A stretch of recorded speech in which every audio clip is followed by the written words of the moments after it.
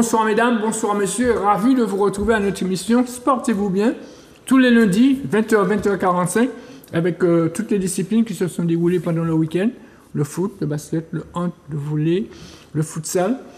Et puis sur notre plateau des invités, José Dezès, l'entraîneur de l'USC Citron.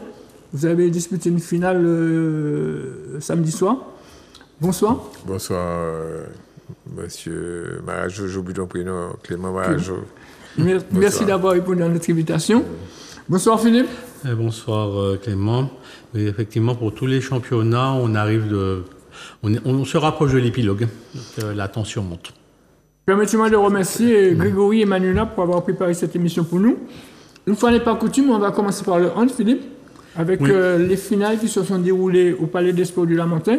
Avec chez les filles, l'Arsenal du Robert contre le Réveil Sportif. Et chez les hommes, le Réveil Sportif face à l'USC Citron. On va voir les images et on revient après avec notre invité.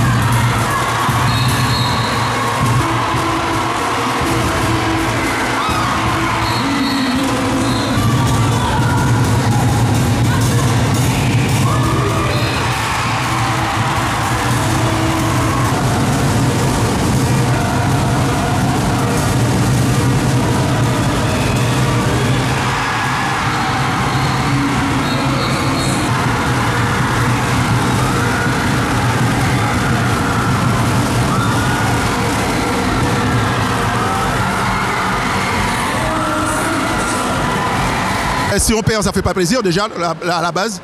Et puis bon, je vais pas me répéter parce que bon, il faut savoir perdre. Après, j'aime bien perdre quand les deux équipes étaient au niveau. Les deux équipes étaient au niveau, mais il faut reconnaître que l'arbitrage n'était pas au niveau. D'accord? Même avec des lunettes en bois, on voit que l'arbitrage n'était pas au niveau.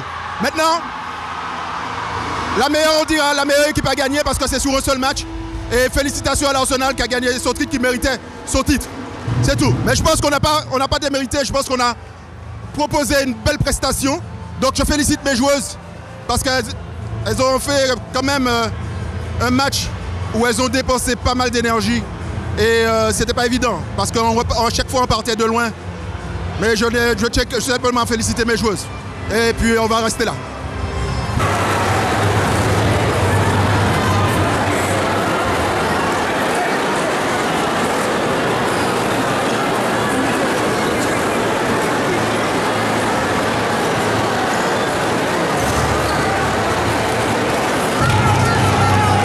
Oui, en effet, nous avons eu une très bonne entame de match qui nous a permis de créer un écart quand même conséquent. Il me semble que nous étions quand même à plus 5.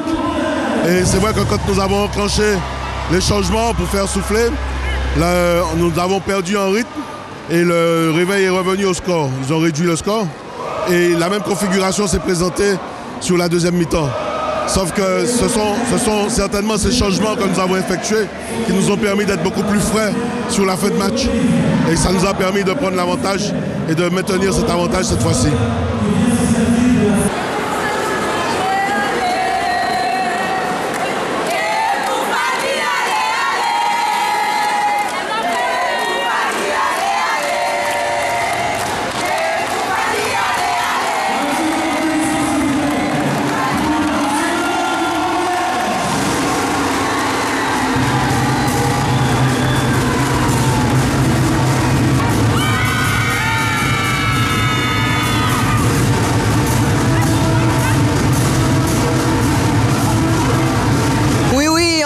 s'est fait peur, comme d'habitude.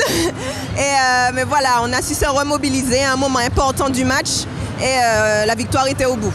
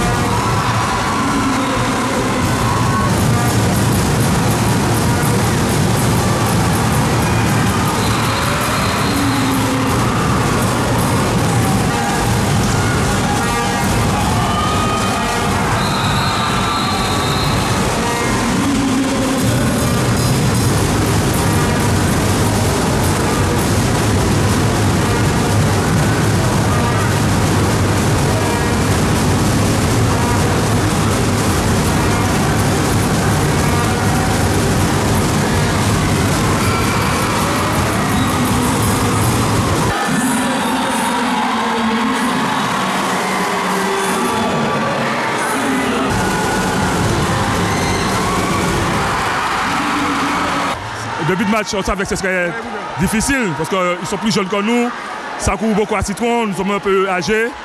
Mais bon, avec notre expérience, on ne s'est pas affolé, on savait qu'on allait revenir au score et on a de très bons éléments. Donc merci le public, merci le coach, merci tout le monde. Oui, en deuxième mi-temps, ils ont fait une très belle entame de match, ce qu'on n'a pas pu faire. Ça a fait qu'ils sont retournés très vite au score. Et, ils ont une équipe vraiment avec beaucoup de joueurs d'expérience. Alors, ils ont su mettre le jeu à leur main et ça ne nous a pas facilité les choses. Mais c'est vrai qu'on a eu à faire une belle équipe du Réveil Sportif ce soir. Ben écoutez, en première mi-temps, on a été ballotté parce qu'en défense, on était un petit peu approximatif dans les couvertures. En deuxième mi-temps, on en a parlé et en entame de match, on a repris les devants. Et je pense qu'à partir de ce moment-là, moralement, ça nous a fait du bien. Et un petit peu, quand je vous dis que psychologiquement, nos joueurs ont compris qu'on pouvait aller chercher ce titre-là, ils n'ont pas lâché le match.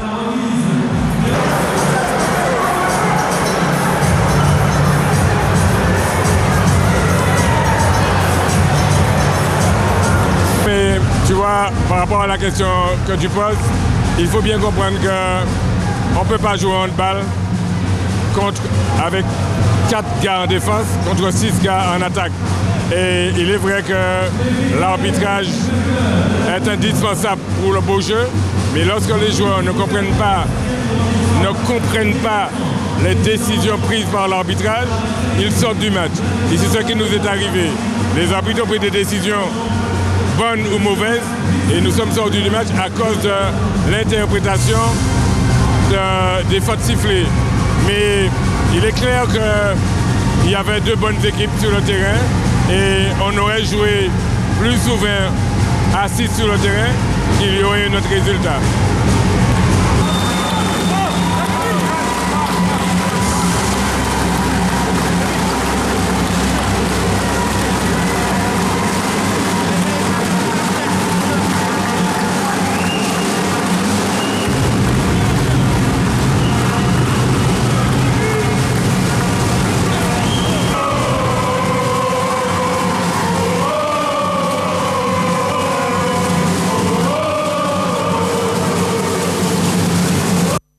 Voilà, on revient avec vous, José Blizet. C'est vrai que vous êtes l'entraîneur de l'USC Citron, mais avant ça, on va venir sur le match des filles, où l'Arsenal du Robert s'est imposé face au Réveil Sportif.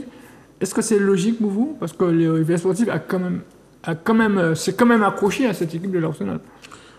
Oui, c'est logique parce qu'on sait bien que l'Arsenal a une très bonne équipe avec de très bons éléments.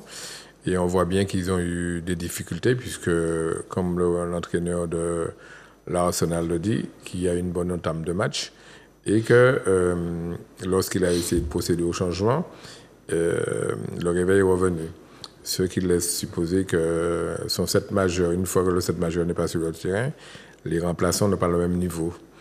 Et effectivement, il a géré correctement son groupe de façon à permettre aux filles d'arriver frais, si on peut dire ça, en fin de match. Bon, d'après ses dires, parce que je n'ai pas vu le match. Mais, et puis bon, il ne faut pas non plus oublier que le Réveil Sportif, c'est une très bonne équipe. Et ils ont dû faire le boulot. Il y a les 2 frères Pachal sur le banc. Mais quand j'entends Francky parler de l'arbitrage, ça m'inquiète beaucoup, parce que c'est un élément qui revient souvent. On y reviendra, puisqu'on va parler de votre match. Oui. C'est vrai que vous étiez favori pour tout le monde. Vous perdez cette finale, malheureusement. Qu'est-ce qui n'a pas marché? À part l'arbitrage. Moi, je dis que la seule raison qui fait que nous ayons perdu ce match, c'est le fait d'avoir joué 8 minutes en fin de match à 4 sur le terrain. Ça devient plus difficile à 4 contre 6 gars. C'est la seule raison. On peut dire ce qu'on veut. On peut dire que nos joueurs ont raté un certain nombre de buts. Dans un match, il y a toujours des échecs. On n'est jamais à 100%. Mais on a eu 8 fois 2 minutes dans la partie. En cumulé, ça nous fait 16 minutes à jouer à moins que le Réveil Sportif. Le Réveil Sportif a eu 1 fois 2 minutes. C'est inadmissible. Ils n'ont pas été pénalisés. Ils n'ont pas été pénalisés parce que... Et pourtant, il y avait des fautes. Quand on regarde dans les 5 dernières minutes, nos gars se sont fait arracher.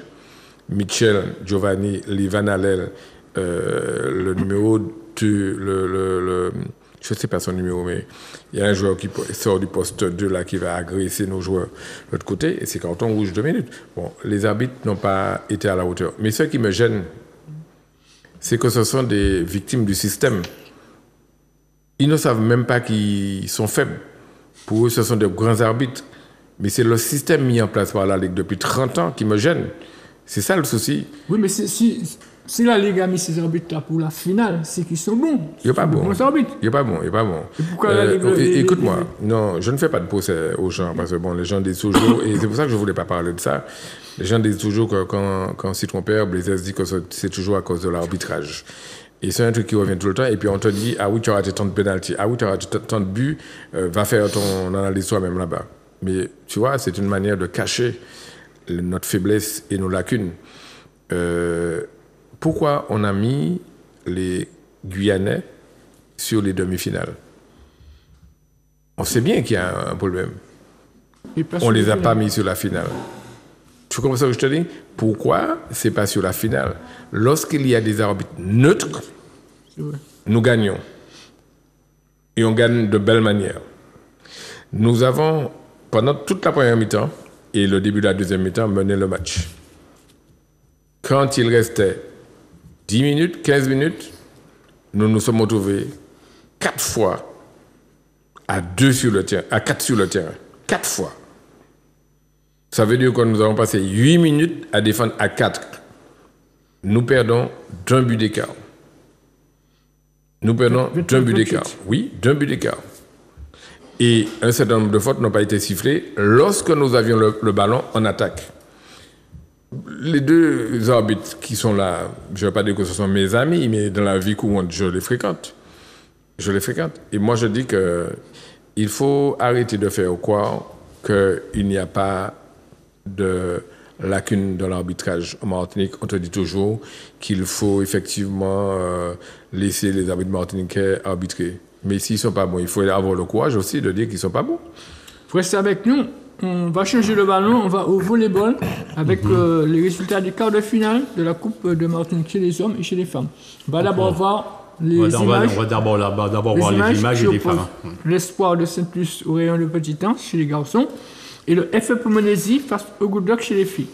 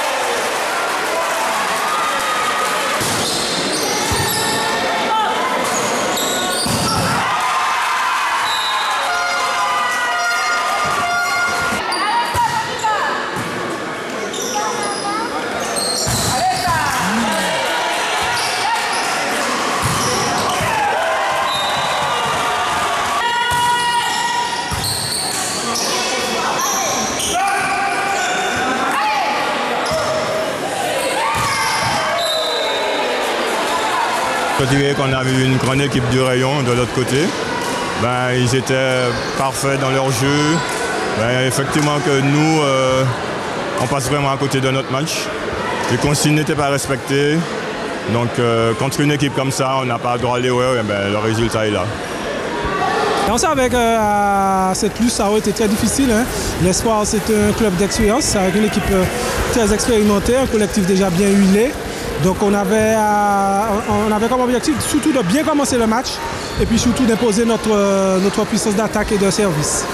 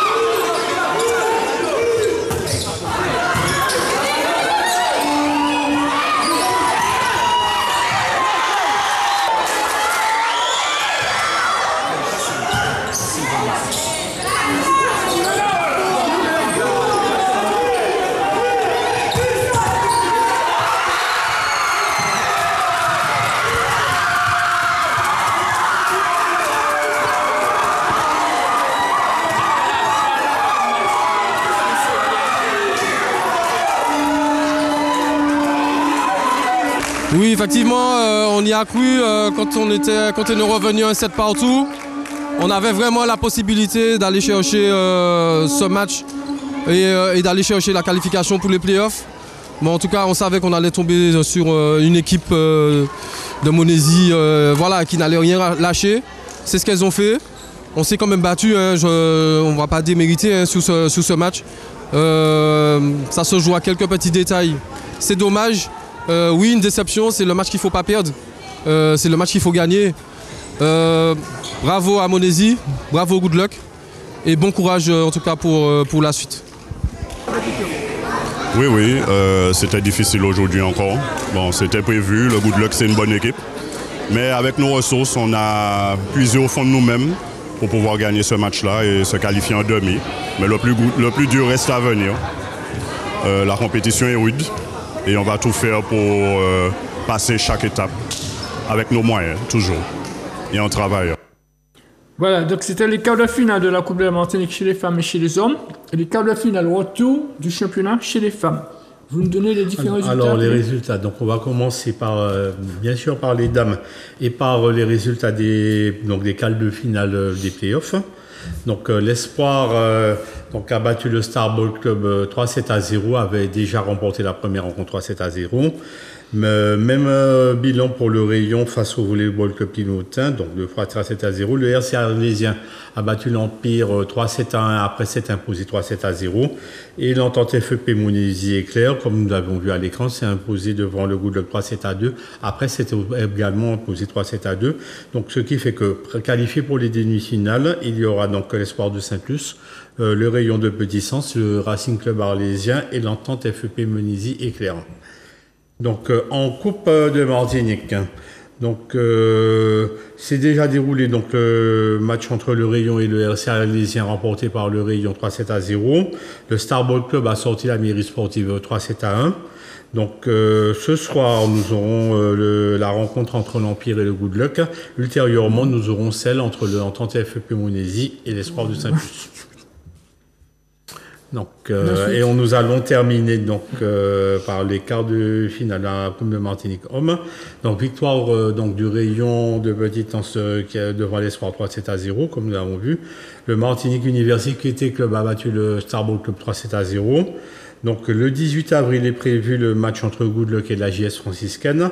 Et ce soir, le match entre l'Empire et le RC Arlésien. Merci, monsieur. On revient avec José Blaisès et vous avez des questions à lui poser, Philippe. Oui, donc José Blaisès, quand même des accusations assez graves contre le corps arbitral. Est-ce que vous avez matière pour étayer toutes ces accusations? Quand on a un match de handball, il y a 2 arbitres sur le terrain, mais il y a aussi une table qui les aide. Et la table signale à un moment donné, en deuxième mi-temps, que nous sommes 8 sur le terrain. Et ils doivent sanctionner le joueur qui est mal entré. Logiquement.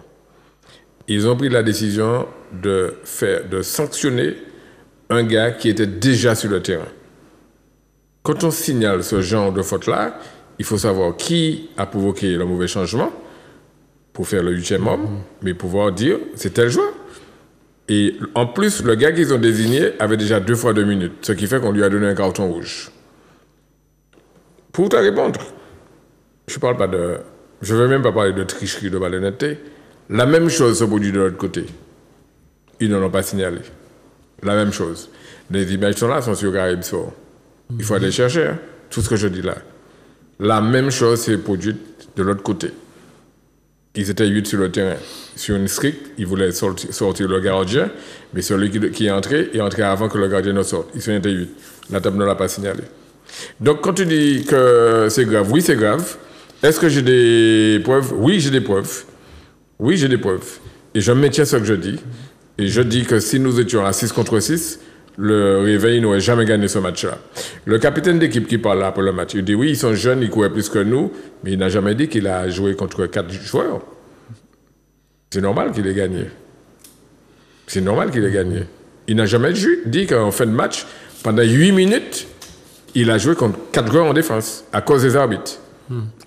Il semblerait que les joueurs ne l'aient pas signalé. Est-ce que c'est parce que les joueurs sont bien cadrés, bien encadrés et ne veulent pas faire scandale? Il y a des réserves que les joueurs observent, c'est normal, et ne vont pas le dire devant la télé parce qu'ils sont sanctionnés, parce que la Ligue prend des sanctions contre les gens qui osent braver l'interdit et qui osent dire que les arbitres n'ont pas été à la hauteur. La Ligue a toute une panoplie de sanctions qu'il donne quand on commence à dire que c'était pas bon. Mais il faut un moment se lâcher, il faut un moment se remettre en question. Et il faut s'avouer les choses. Moi, je dis que j'interdis aux gars de la Ligue de me démontrer que j'ai tort. Justement, la prochaine Assemblée Générale de la Ligue est prévue pour quand?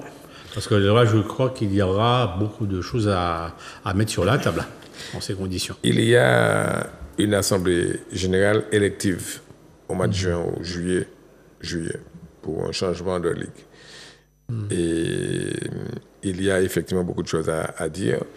Et je suis un opposant à la Ligue en place. Je ne veux pas croire que c'est à cause de ça qu'ils ont fait ça. Mais je dis que je conteste la politique sportive de la Ligue, mais surtout l'organisation qu'ils ont mise en place pour les arbitres. Logiquement, à chaque finalité, on aurait dû avoir des échanges entre la Guadeloupe, la Guyane et la Martinique pour changer pour que les arbitres changent, pour qu'on ait une espèce de neutralité. Parce que, qu'on le veuille ou non, inconsciemment, il y a des arbitres qui ont des difficultés ou des antécédents avec certains joueurs, certaines équipes, certains dirigeants. Et donc, voilà. Et regardez bien, en demi-finale, Gondo Citron, c'était la finale avant Tandy, ils ont pris 2 arbitres de la Guyane, tant chez les filles que chez les garçons. Ils ont dû le faire. J'espère que ce qui s'est produit là, en coupe, ne va pas se reproduire pour le championnat de la Martinique et pour la poule des As. Alors, c'est vrai que vous vous inclinez en finale de la Coupe de la Martinique, mais il vous reste encore les playoffs. Quels sont vos objectifs? Dès samedi, on joue contre le Club Sport à Trinité. Oui, contre Club Sport, et c'est le début des playoffs. Et les 2 finalistes, si on peut dire ça, demi-finalistes ou finalistes, doivent se rencontrer pour le titre de champion. C'est les demi-finales qui... Là, c'est les quarts de finale, parce qu'il y a 2 groupes de 3. 2 groupes de 3, donc il y a 2 matchs par groupe. 2 matchs par groupe. Et les 2 avec... Voilà. Doivent se rencontrer. Voilà. D'accord. Reste avec nous, on va du côté du basketball. Oui. Avec les rencontres qui opposaient l'Éclair de Rivière-Salée à la Gauloise de Trinité chez les femmes et le Golden Star contre l'Intrépide chez les garçons. Donc nous sommes au stade des demi-finales de play-off et donc chacune des rencontres va désigner des finalistes.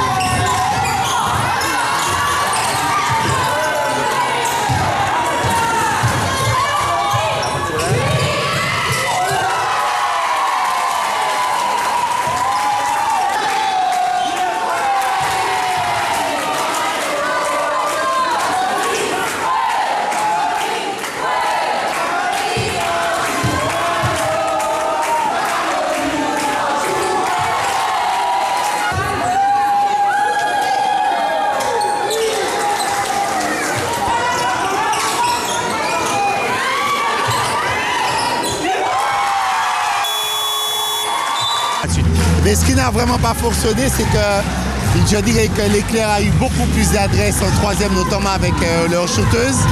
Et puis on a encore eu des ratés. Autant par rapport au match aller, on a pu jouer, ne pas avoir trop de pertes de balles. Mais après, je pense qu'au bout de 5-6 minutes, on a été quand même dépassé par l'état de forme de cette équipe et de leur jeu collectif qui est vraiment au point. On a tous essayé d'au moins de donner au moins une autre image de l'équipe de la Gauloise. Ok, bon. Oui, c'est ça, on faisait beaucoup d'erreurs et on leur a laissé beaucoup d'opportunités. Donc à la mi-temps, je leur ai parlé, je leur ai dit, vous perdez, mais c'est à cause de vous, pas grâce à elles. Donc elles se sont remises en question, elles se sont calmées, et quand on sait jouer et qu'on respecte les consignes, on le fait bien. Oui. On va se donner à fond, on va faire ce qu'il faut faire avec l'effectif qu'on a. On a pas mal de blessés et elles jouent vraiment avec le cœur. Maintenant, l'Éclair, c'est une Enfin, on vient de repartir. On va faire ce qu'il faut, mais voilà, j'ai pas d'ambition, voilà, juste jouer avec le cœur.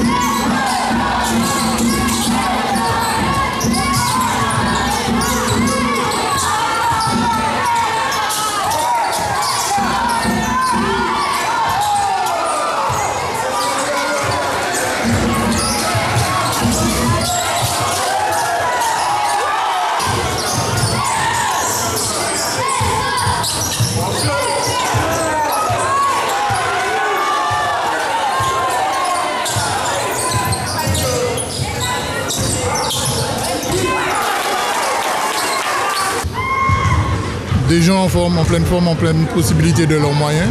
Là, je rappelle, on joue avec une infirmerie, comme je disais à vos collègues tout à l'heure. Et c'est déjà bien qu'on fasse ça. Maintenant, on va encore travailler. On les rencontre encore en demi-finale de coupe. Donc on va essayer de mieux faire. Ok, merci. Ce sont les playoffs. Donc c'est vrai que l'équipe adverse vient pour gagner. Nous, on a mal débuté le match. Les deux premiers quarts temps, c'était compliqué. On a eu beaucoup on n'a pas eu de réussite au panier. Et c'est vrai que alors que l'équipe adverse a eu beaucoup de réussite. Donc c'est vrai qu'on a raté beaucoup d'occasions de marquer des paniers. C'est vrai que ça a donné le score à la mi-temps.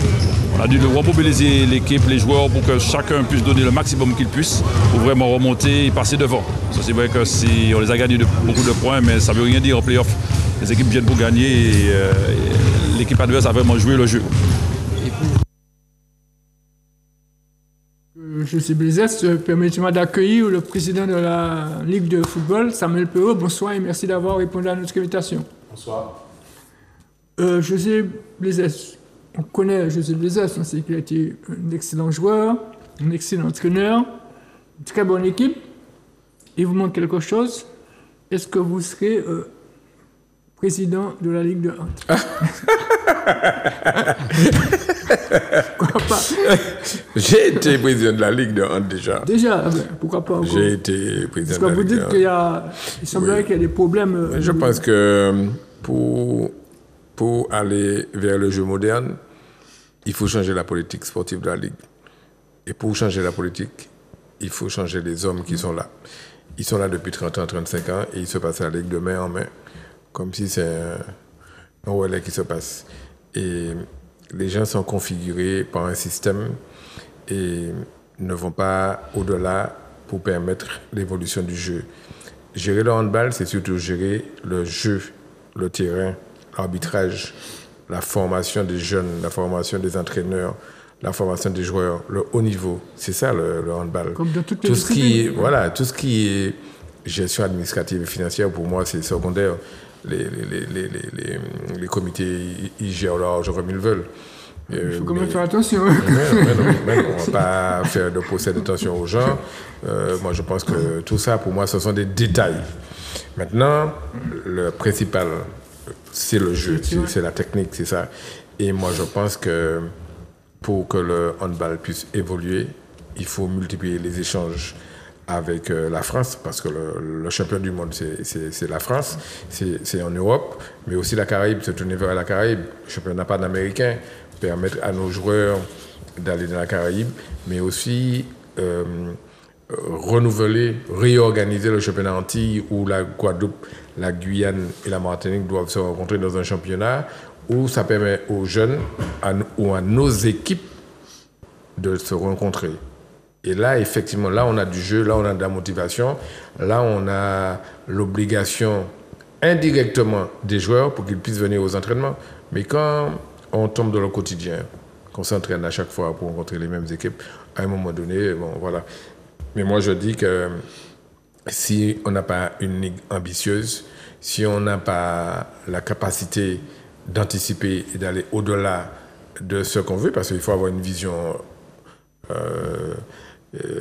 à long terme pour l'évolution du jeu. Nous avons, nous, à Citron, formé des jeunes qui ont fait toutes les filières de Paul et qui aujourd'hui jouent au haut niveau. Je veux parler de Yvan Vérin, de Drivi Pachal. Il y a ce sont des joueurs de Citron. Aujourd'hui, ils ont des contrats pro, mais il y a aussi d'autres jeunes comme le petit gars de Gondola, Baudouin, je crois. Il y a Grébil, qui est toujours à Paris Saint-Germain. C'est ça qu'on doit viser. C'est ça qu'on doit viser. Tu comprends? Et moi, je fais un appel à la CTM, mais la DRAGES, la préfecture, le gouvernement, même le président de la République, pour dire que le sport doit être une discipline qui doit être enseignée à l'école, comme les maths, le français, ou toutes sortes de matières, de façon à permettre aux jeunes d'évoluer, parce que le sport, c'est aussi du social.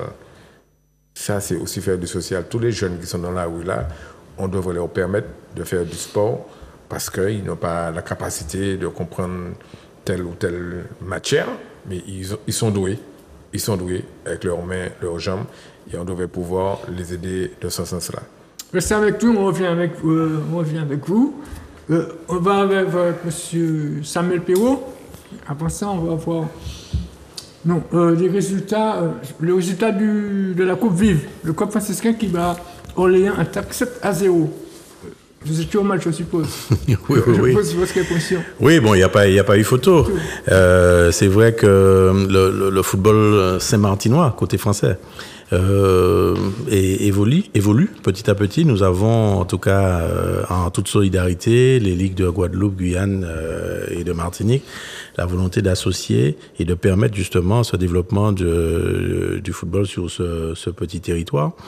Et donc, depuis quelques années, nous avons permis qu'il y ait un barrage qui permette aux footballeurs saint-martinois d'espérer pouvoir entrer dans cette compétition Coupe Vive Ligue Antilles. Donc il y a 2 ans ou 3 ans, ils avaient fait mieux, puisqu'ils avaient résisté à l'Aiglon du Lamentin au stade du Achille, je me rappelle. Ils n'avaient perdu que de très peu. Mais là, la marche était un petit peu haute, avec le club franciscain qui est le leader actuel du championnat et qui marche très bien et qui, en plus, a reçu chez lui, au François. On va voir les résultats de la mise à jour de la R1. Oui, tout à fait. Avec le classement. Oui, donc 2 rencontres pour la mise à jour. Donc la Samaritaine qui se fait tenir en échec par le Golden Tsar, 2 buts partout. Et le club béléen qui a battu le CSK Vauclin à 2-1. Donc pas de changement majeur au classement, puisque le club franciscain est toujours en tête avec 66 points, devant le club colonial 61 points, la Samaritaine 60 points et le Golden Lion avec 59 points. Une analyse sur la R1, Président ? Oui, peut-être que la Samaritaine a raté une occasion de se rapprocher du leader, puisque après leur victoire au François il y a une semaine, on pouvait penser que les choses allaient se resserrer. Bon, il y a une forme de statu quo. Je crois que ce qui se passe en tête du classement entre le club franciscain, la Samaritaine, le club colonial qui est quand même un petit peu en embuscade, c'est intéressant. Ça concerne véritablement notre élite, hein, nos mapipis du football. Il va falloir regarder ça avec attention. Et puis les choses sont intéressantes aussi, un petit peu plus bas pour le maintien en division régionale 1, et puis surtout la bagarre qu'il y aura en fin de saison pour la montée en régionale 1. Hein. Ça se dispute et là les choses se sont resserrées véritablement. Oui, 4 ou 5 journées entre l'espoir de Sainte-Luce, l'Inter de Sainte-Anne qui a perdu et qui donc peut-être a raté peut-être une occasion de se rapprocher, de concurrencer véritablement l'espoir, et puis le CO Trinel qui se rapproche. Donc tout ça va être intéressant. On va voir les résultats et on va venir après. Donc justement, donc on va commencer, puisqu'on parlait de la poule A du régional 2. Donc l'espoir s'est imposé sur le terrain de la JES Eucalyptus 2-0. Donc match nul entre l'Éclair et le Racing Club de Rivière, piloté 0 but partout. Match nul entre l'Éveil des Trois-Îles et l'Olympique 2 buts partout. Victoire à l'extérieur de l'ASC Montepito sur le terrain de l'Inter de Sainte-Anne, ce qu'on disait tout à l'heure, 3-1. Victoire du CO Trénel sur le terrain du Sporting Club La Montine, 4-1. Et l'US Marinoise a également été battu à domicile par la CL Albert, pris 1-0. Donc ce qui donne en tête l'espoir de Saint-Luce avec 63 points, devant donc le CO de 66 points autant pour moi, devant le CO Trénel 63 points, troisième l'Inter de Sainte-Anne 59 points, quatrième les Veilles des Trois-Îlets avec 49 points. Donc pour passer à la poule B, donc victoire de l'Essor devant l'Excel sur 3-1. Victoire de l'Étoile de Basse-Pointe devant le Respect Sportif 2-1. Donc victoire de l'Assaut sur le terrain du Good Luck 1-0. Donc victoire de l'Émulation sur le terrain de Réal de Tartane 3-1. C'est une victoire vraiment très importante. Et enfin match nul entre l'US Robert et l'AS Mont-des-Vestes, laisse 1 but partout. Et justement, c'est un match nul qui profite vraiment à l'Émulation, qui est en tête avec 69 points, devant l'AS Mandé 63 points, troisième l'US Robert 62 points, quatrième l'Assaut de Saint-Pierre avec 57 points. Donc là, une analyse sur ces deux. Oui, donc l'autre poule, effectivement, c'est relativement serré également. Donc il faut rappeler que l'accession se fait par la montée directe de chaque premier des poules, et ensuite il y aura un barrage entre les deuxièmes de chacune des poules. Ça va valoir son pesant d'or et d'enjeu, puisqu'il y en a 3 qui descendent de la régionale 1 et donc 3 qui montent. Et puis plus bas encore, pour la descente et l'accession de régionale 2 à régionale 3, ça va être aussi très disputé. Justement, le mode de fonctionnement, donc ce sont les 2 premiers de chaque groupe qui montent, et donc le barragiste des deuxièmes placés. Donc, et ces 3 équipes de Régional 1 qui vont descendre. Voilà, c'est ça. Ça va être chaud. Alors, on revient vers vous, José. Vous avez parlé de sport à l'école. Il faudrait peut-être que le sport soit comme les maths, le français. Oui. Dernièrement, j'ai vu une émission où l'on disait que ce serait souhaitable que les jeunes, au lieu d'être là le week-end, que les établissements ouvrent leurs portes pour les permettre de faire du sport pendant le week-end. C'est clair, parce qu'en fait, il y a un problème d'infrastructure en Martinique. Il y a beaucoup de gymnases en difficulté, il y a des terrains qui ne sont pas repris et aménagés. Et effectivement, si on peut avoir les infrastructures des collèges, des écoles, ce serait très bien de permettre aux jeunes d'aller pratiquer dans les écoles, puisque les écoles aujourd'hui font également des gymnases, comme le lycée Chelcher qui vient d'avoir un gymnase et des structures pour faire du sport. Moi, je pense que de plus en plus, il faut faire ça et permettre à nos jeunes, effectivement, de trouver un lieu pour s'adonner à leur discipline favorite. Surtout que le week-end, les établissements sont libres. Alors, on va du côté du futsal. Ça va vous intéresser, Président, parce que c'était les demi-finales de la Coupe de la Martinique entre la Relève Lamantinoise et le Lac 212 et la GIF contre le FC Floréal. Tout le monde s'attendait à ce que le FC Floréal gagne cette rencontre, mais le GIF a complètement déjoué les pronostics. On va voir les images.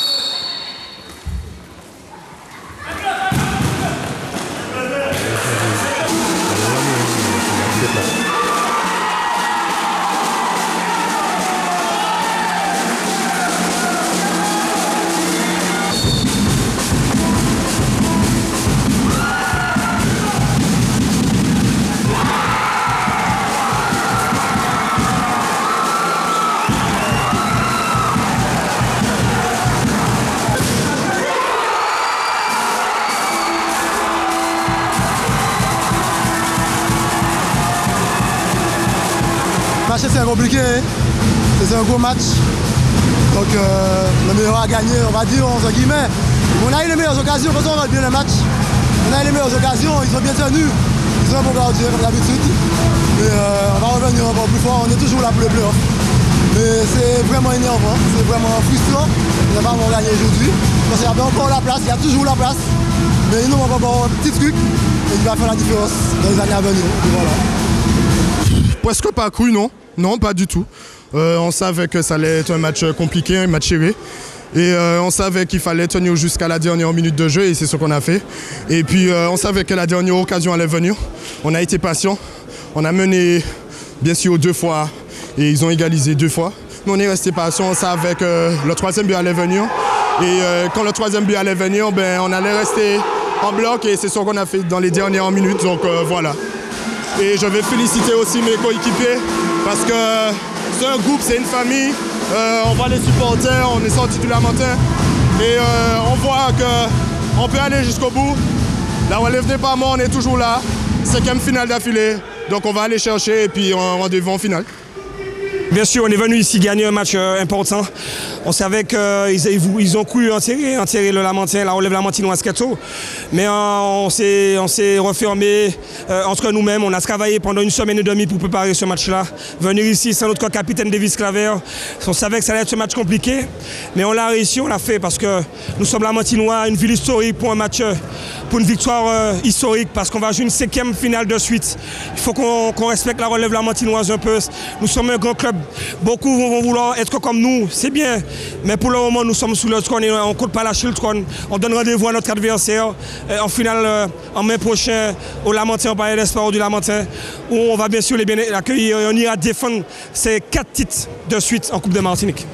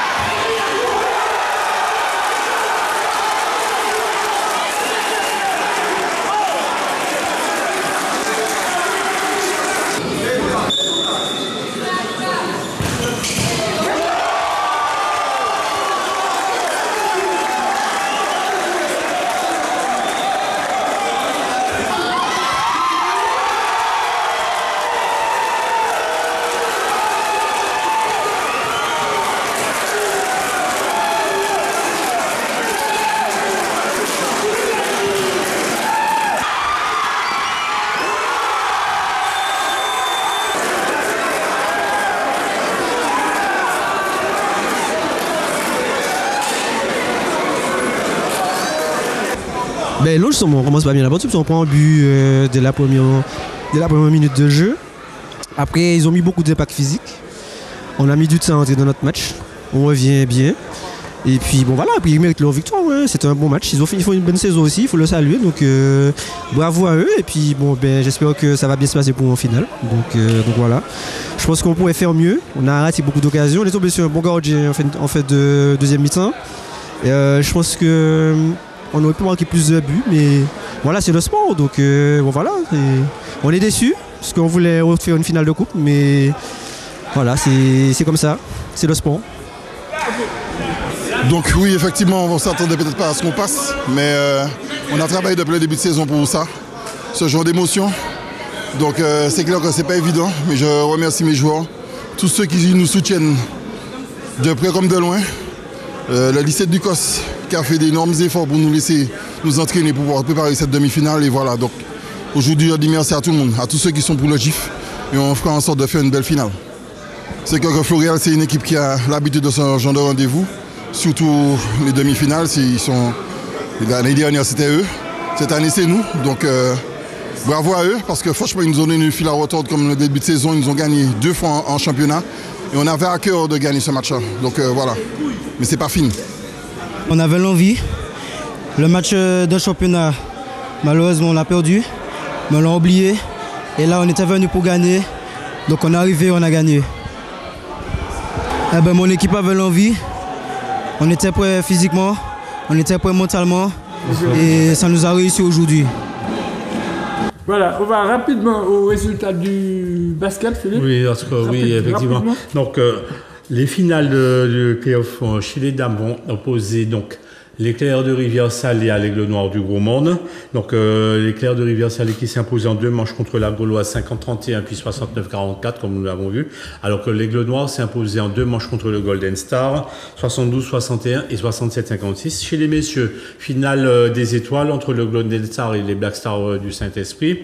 Donc le Golden Star qui a remporté en 2 manches contre l'Intrépide 107-55 puis plus difficilement 75-69 alors que les Black Stars du Saint-Esprit s'étaient imposés contre le Madin Grey Club, donc Madin Grey Wolf, autant pour moi, donc 76-73 puis 69-50. Donc les finales qui vont commencer ce samedi 13, donc des sports Pellier de Nation. Voilà, le temps qui nous est parti est arrivé, mais avant, je voulais poser une question au président. Président, c'est vrai que le président de la fédération était ici. Vous avez débattu de plusieurs sujets, plusieurs projets. Vous avez écouté. Est-ce qu'aujourd'hui, ce que vous avez revendiqué, vous avez eu des réponses, notamment l'affiliation à la Fédération internationale de football? Est-ce qu'il y a eu du retour? Alors lui, Philippe Diallo, il a eu un parcours presque initiatique. Il a mené de la Guyane jusqu'à Saint-Martin.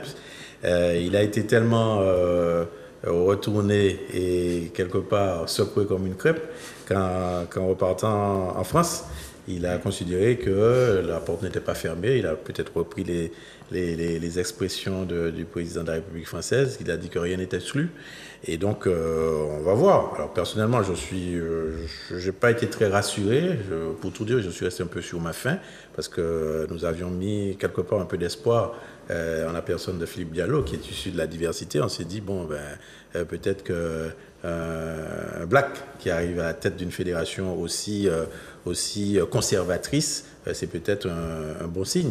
Bon, maintenant, on va voir. En tout cas, on continue à se battre. Les choses avancent, peut-être pas grâce à la Fédération française, mais surtout grâce à la CONCACAF et grâce à la FIFA, puisque nous avons signé un nouveau protocole d'accord directement avec la FIFA, avec une dotation qui est supplémentaire, qui a été attribuée et qui sera pérennisée pendant encore 4 ans. Donc voilà, on continue à se battre pour l'évolution du football et à travers le football du sport martiniquais, voire même d'avoir une meilleure visibilité pour le pays martinique. Un nouveau président sera élu cette année. Est-ce que vous serez toujours à la présidence, Samuel Péo? Non, il faut laisser la place. Comme disait mon ami José Blaisès, il y a trop longtemps que je suis là et je laisse la place. De toute façon, j'avais déjà décidé de m'en aller et la législation, désormais, ne me permettrait pas de me représenter, mais il y a du monde pour continuer le travail. 3 mandats, pourquoi? Les textes ont changé, 3 mandats. 4 mandats. Moi, j'ai fait 4 mandats, mais la nouvelle législation fait que les présidents ne peuvent plus faire plus de 3 mandats. Merci monsieur, merci José Blezas. Je rappelle que vous êtes le traîneur de l'USC Citron. Samuel Pirot, président de la Ligue de football. Merci d'avoir répondu à notre invitation. Merci Philippe. Et comme d'habitude, c'est moi qui vous remercie. Merci à Manuela et Grégory pour avoir réalisé cette émission pour nous. Merci aux téléspectateurs. Portez-vous bien et prenez soin de vous. Merci monsieur.